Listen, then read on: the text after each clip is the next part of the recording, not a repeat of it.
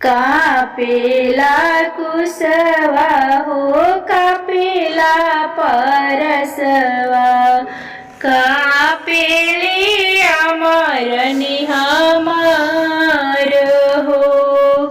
कापेला कुसवा हो कापेला परसवा हो, कापेली अमर निहामार हो।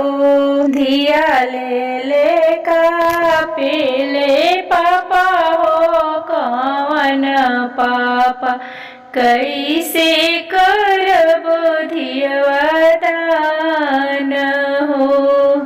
धिया लिहले कापेले पापा हो अपन पापा, कैसे करबो धियवा दान हो। आंगन बीचे बैठी के रोवेले दुलरैतिन बेटी, पापा जी से अरज लगाई हो। आंगन बीचे बैठी के रोवेले दुलरैतिन बेटी, पापा जी से अरज लगाई हो। अरे जैसे के आहो पापा बर खोजी गईला, वैसे करिह कन्यादान हो। जैसे कि आहो पापा बर खोजी गईला, वैसे करिह कन्यादान हो। कापेला सुपवा हो कापेला हाथ शंखवा हो, कापेली भाभीर निहामार हो। कापेला सुपवा हो कापे हाथ शंखवा हो, कापेली भाभीर निहामार हो।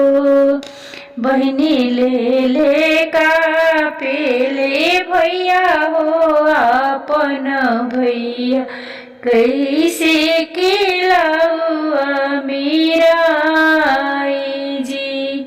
बहिनी लिहले कापेले भैया हो अपन भैया, कैसे केलाउआ मीराई जी। माड़ो बीचे बैठी के रोवेली दुलरैतिन बहिनी, भैया से अरज हमार हो। भैया से अरज हमार हो। जैसे किया हो भैया तिलक चढ़वला, वैसे मेलौआ मेरा आई हो। वैसे ही लौआ मेरा आई हो। कापेला बसवा हो कापेला दियरवा हो, कापेला कुल परिवार हो। कापेला बसवा हो कापेला दियरवा हो, कापेला कुल परिवार हो। बेटी ले कापेले चाचा हो अपन चाचा, कैसे के डोलिया चढ़ाई हो।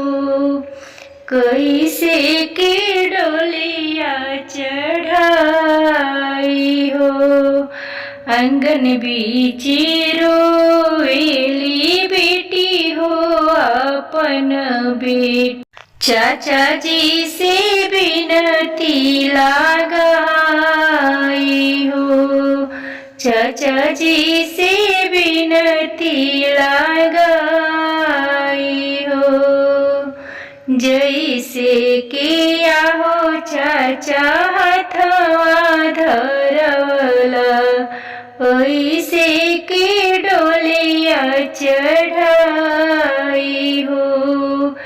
जैसे के आहो चाचा